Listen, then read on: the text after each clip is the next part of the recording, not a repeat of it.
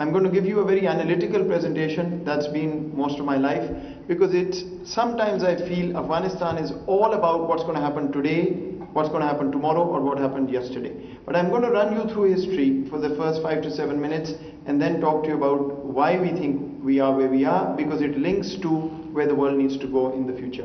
So, and again, of course, it's a Pakistani perspective, so take it as it is, but let me just go through this and we'll have a conversation. So, everybody knows, the point I want to leave with you is, there have been 2 major wars in Afghanistan, 79 onwards and 2001 onwards. Neither of them Pakistan had anything to do with starting.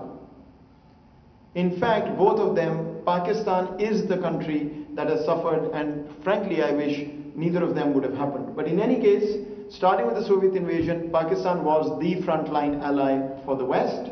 1980 onwards, we start this journey of Afghan refugees.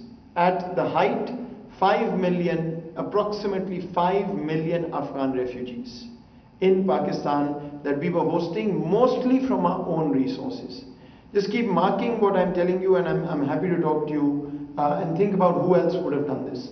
This is only included to say that they were really freedom fighters and moral equivalents of the founding fathers.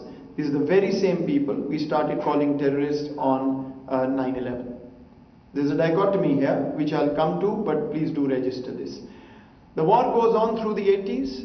The Western intelligence agencies and ours worked hand in glove together throughout that period with a lot of operational synergy and everything, you name it, and were praised to the sky throughout that process for fighting the Soviet Union through the Mujahideen, essentially the forefathers, or in fact really the fathers, literally, of the Taliban movement. Here is the most interesting part, and I'm telling you all this, or saying all this, because this will tie up to today. A year after the withdrawal of the Soviet Union, the most allied of allies becomes the most sanctioned of countries in the world.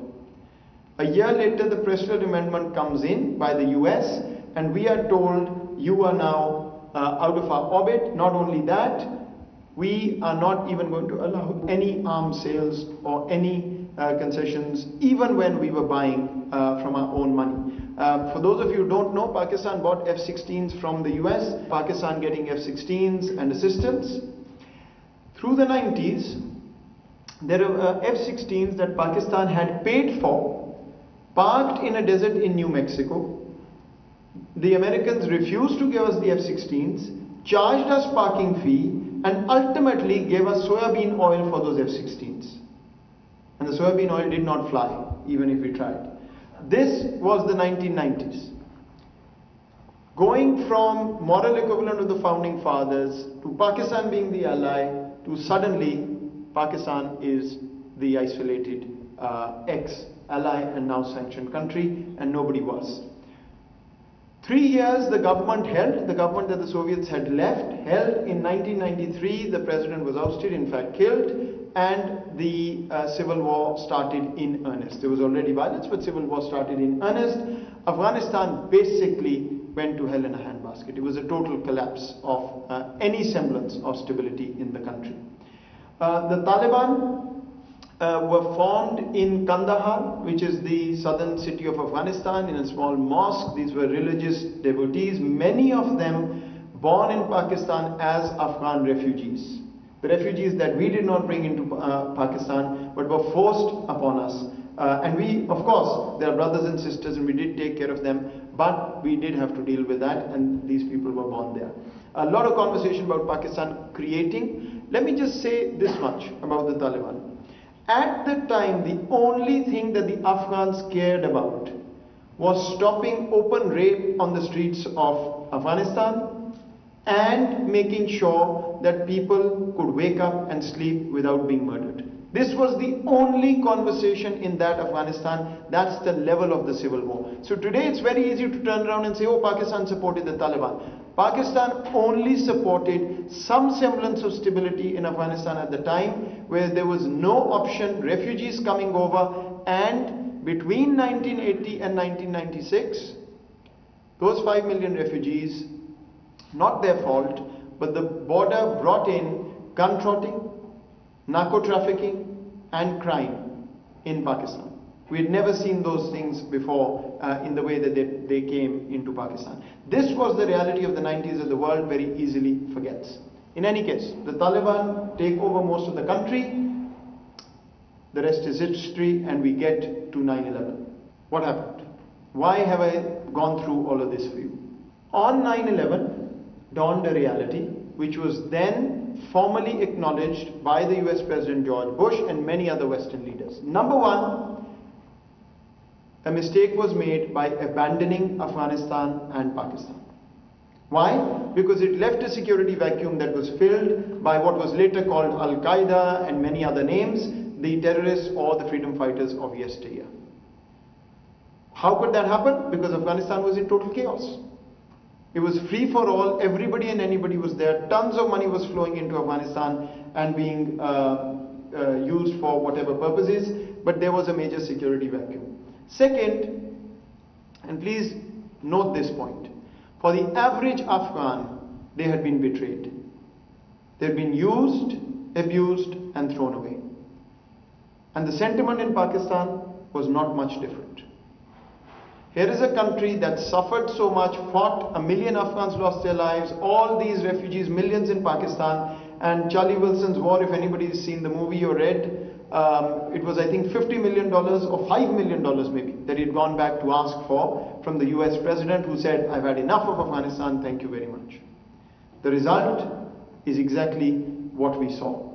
This betrayal, for those of you who come from the Western countries, this part of the world does not forget betrayal.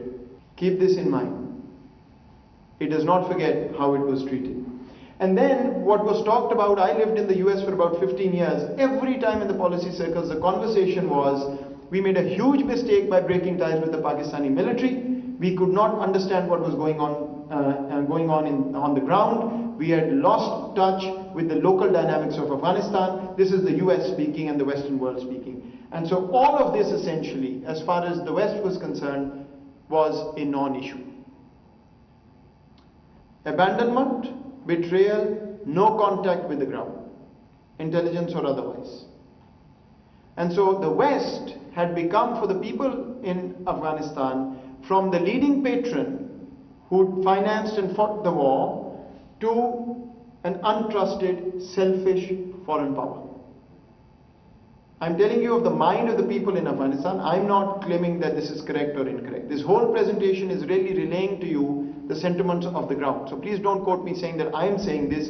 This is the sentiment that I'm reporting to you. All of this I mention because this is relevant to what is happening today, as in today, and I will come to that. 2001, Pakistan overnight becomes the most allied of allies. Gets major non-NATO ally status in a year or two after this. And look at the statement of the US President. America will not just simply leave after the military objective has been achieved. And there's another statement that I don't quote here, we will never abandon Pakistan again. So the realization was there of the mistake that was made. And so Pakistan and the US become the best of partners, and Pakistan actively supports the military campaign next door. A campaign, by the way, that we were not consulted on. The attacks happened, we found out from television, and before we knew it, there were people crossing over into Pakistan to take shelter. This is a very important point. Those people were not here. They were in Afghanistan. They came here through the porous border after the attacks to run away from the American military campaign. If we had been told at that time, we could have managed the border perhaps somewhat better. But we were not consulted. Here is a turning point that nobody wants to talk about. In December 2001, there was an attack on the Indian Parliament, a terrorist attack that they immediately blamed on Pakistan, and today there are reports that not Pakistan is writing, others are writing saying actually that was done from within India. In any case, there was an attack, and for 10 months the Indian army in full strength mobilized and was on the border, forcing Pakistan to focus on the eastern border. Think about it one more time. If India is the ally in this entire game and the good friend, they artificially created a crisis that forced the entire Pakistani military to focus on the eastern border while also having to manage the west. That was the American interest. So where India's loyalties lay at the time and what was going on, you can decide. But we were actively managing both the eastern and the western border at the time. It was a classic two-front situation. I'll come to what we've done now, but please note this point that for 10 months, in the most crucial moment, India forced a crisis in the east which Pakistan had to focus on. Then of course come the drone strikes in Pakistan, hundreds of them. Pakistan partnered with the US, we know all of that, sent in thousands and thousands of troops into the border region, which we had never done since 1947. Never ever had we sent the army in these regions, but we were forced to do it, we did it, we fought. The US officials and British and others are on record saying that no country did more against Al-Qaeda in partnership with the West than Pakistan did. It's on record, you can check this. And what happens? When we fight these people, when we go into these areas which were really Pakistan's Wild West in some ways, there is a backlash. And this is very important. Why did the backlash come from the locals? The backlash came because for the locals, one occupier in the 80s had been replaced by another occupier who, remember by now, was the untrusted foreigner in Afghanistan. I'm not saying this, so please don't quote me on this. I'm just telling you, this was the sentiment in the entire tribal belt and in Afghanistan. So what was our fault? What was our sin as the Pakistani military and Pakistan? That we had teamed up with the foreign occupier. So much for gaining and winning hearts and minds. This was the mindset that we faced after we went into these areas and tried to tackle the enemy that had come from across the border who wasn't here before. Second, these 5 million refugees, where do you think they were housed? There were refugee camps. The Taliban were born and grew up there. Many others during the Mujahideen era had come and gone regularly. So they had personal links, they had cultural links, they were married here, many of them had families. And now suddenly Pakistani state had gone in to take them on. When we kept explaining this to the Western world, they weren't interested. All they were interested in was, are you taking down these people or not? And the reaction came from 2004 onwards, but 2007 to 15, Pakistan faced terrorism every single day. 80,000 plus casualties, and till today, $152 billion lost in the economy. I just leave you with a question on this. Think of any other country that has taken these kind of losses for a war that we had nothing to do with and started next door. If you can think of another country, I'd be happy to know. This war went on and on. Over 1,000 major and minor military operations by the Pakistani military. I again ask you, if you know of anybody who's had 1,000 military operations in their own territory, let me know, I'll be interested. Every single corner of Pakistan that was contested or where the Taliban were infested was cleared by 2015. These are the terrorist incidents. At the peak, 2,000 plus in a year. This is what Pakistan was going through and Pakistanis were going through, I repeat, for a war that we had nothing to do with when it started. This is the kind of effort the Pakistani military has made. If you go and talk to the Pakistani military, you'll see them at Torkham. Ask them, how much time do they have, or their colleagues have had in the past 10 years, of coming out of battle zones before they go back in.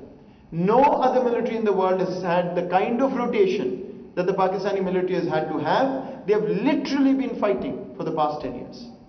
And these are also people, by the way, who have families, wives, kids and parents. Not a mention in the international press when it comes to a conversation about Pakistan. Okay, so this is one part of the story. The second part of the story is, what was the goal?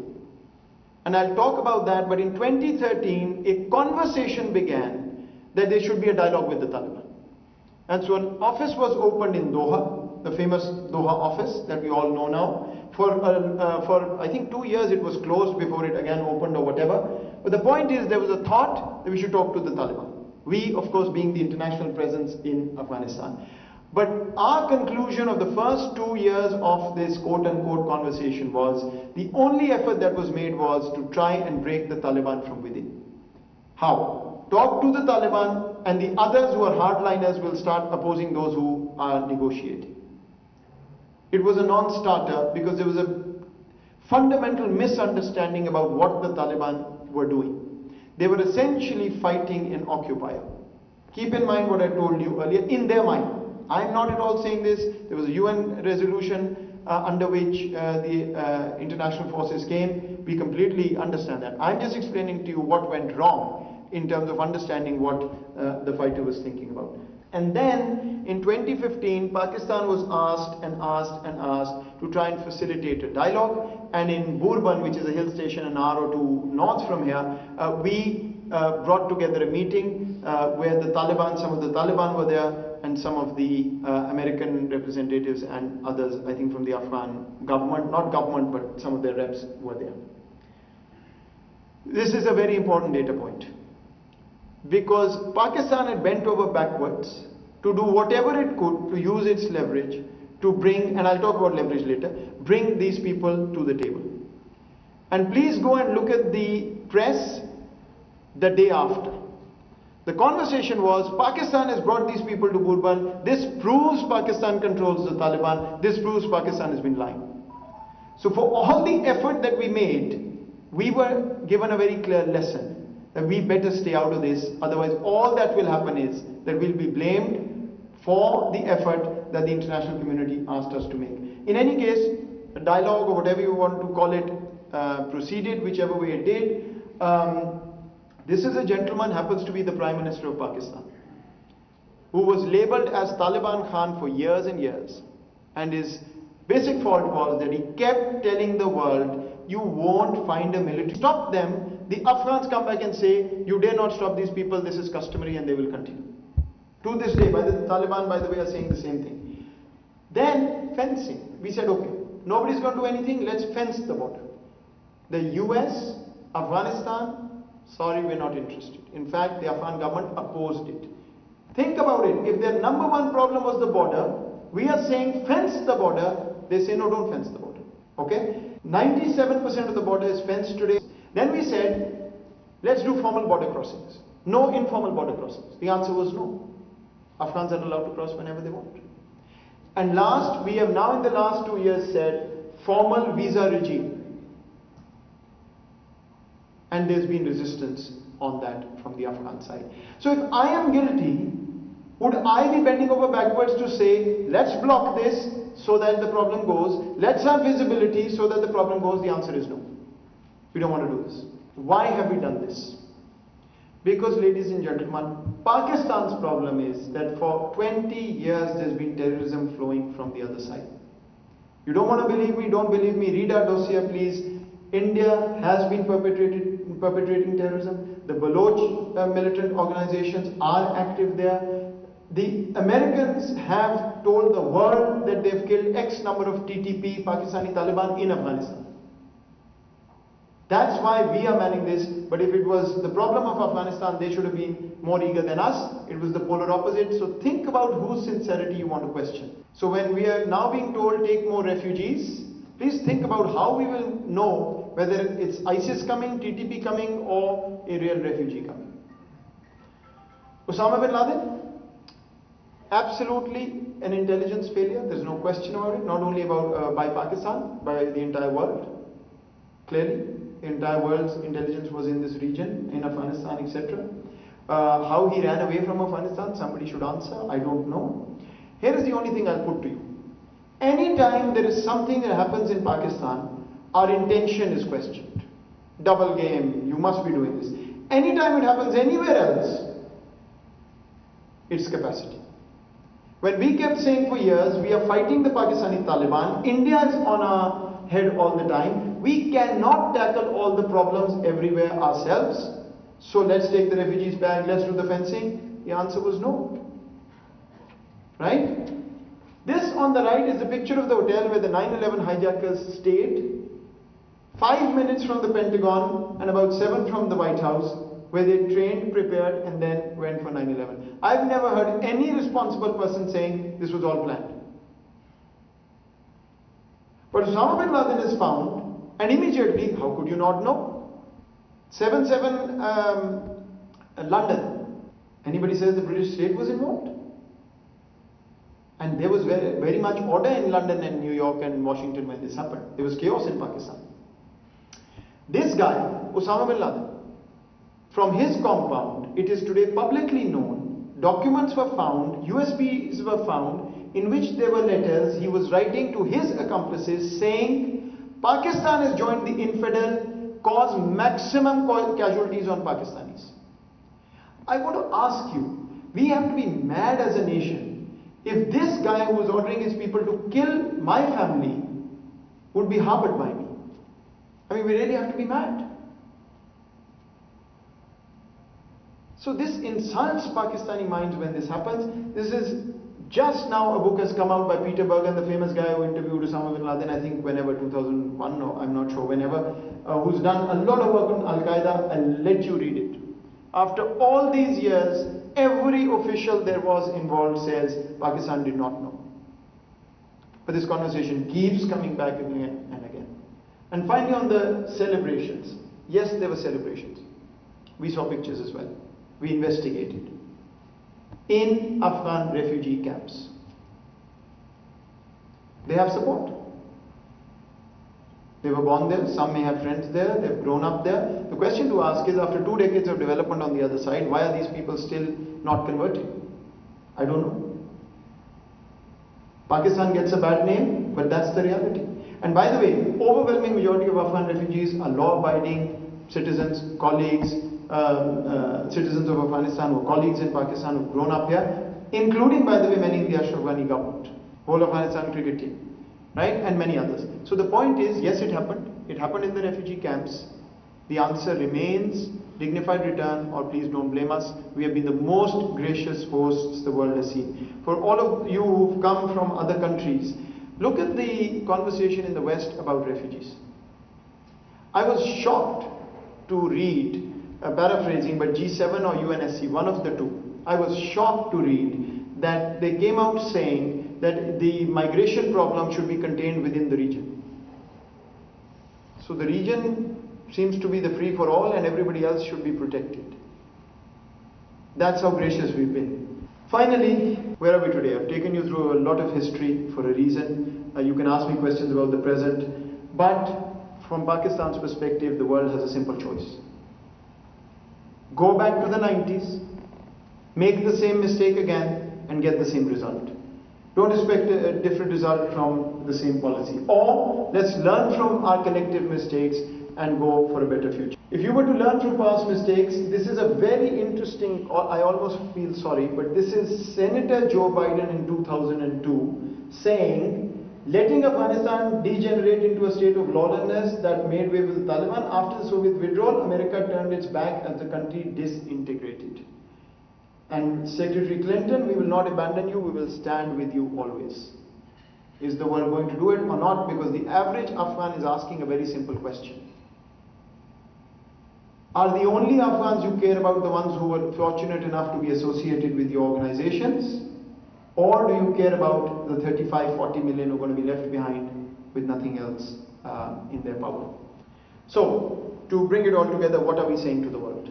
We are saying to the world, engage with Afghanistan for the sake of the average Afghan in your selfish national interest. Not as a favor to Afghanistan, not as a favor to anybody, but in your selfish national interest. Why? And what are we hoping for? Number one, inclusive government.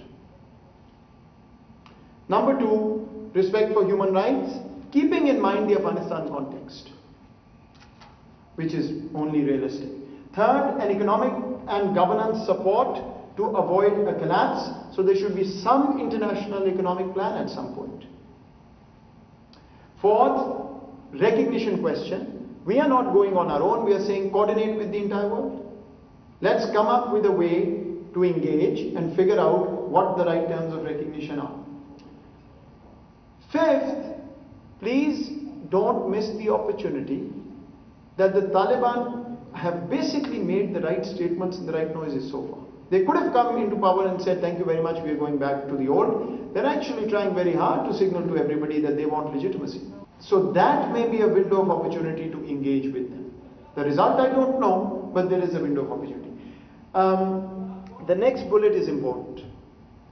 Everybody in the international community is saying, prepare for the new wave of refugees. And I always ask this question. Don't we and the world, doesn't the world owe Afghans to ensure that a humanitarian crisis and a refugee influx is prevented? Why is it taken for granted that, oh, it's going to be there, so Afghans are commodities, let's get ready for another 5 million to leave? Why are we not working to prevent this crisis by engaging with Afghanistan to make sure that the situation doesn't fall apart? I've been getting very excited phone calls from friends in the journalism community asking me, so how many people have come over? How many are coming? We hear there's a lot of pressure. There is no pressure, thankfully, because bloodshed was averted. There wasn't a protracted conflict. There isn't that pressure. Let's ensure that pressure doesn't come. Rather than being excited about how many have shown up and how many more will come. These are human beings who don't want to be displaced. Afghanistan is one of the most self-respecting, brave nation in the world. They don't want to leave their country. Let's make sure that it doesn't come to that. And finally, our evacuation effort, I think the entire world now has recognized, perhaps not as much, but should. And here is the outcome. If we abandon Afghanistan again, there will be a security vacuum and there will be international terrorists who find space there. That's again just logic. Second, if the governance collapses, the economy will collapse, there may be a renewed conflict, there may be an illicit economy, and there will definitely be a humanitarian crisis. On the other side, if we engage, what is the benefit we can get? We can influence an inclusive government. We can ensure that the governance is moderate and there is respect for the rights that the world has been talking about. We avoid a humanitarian crisis.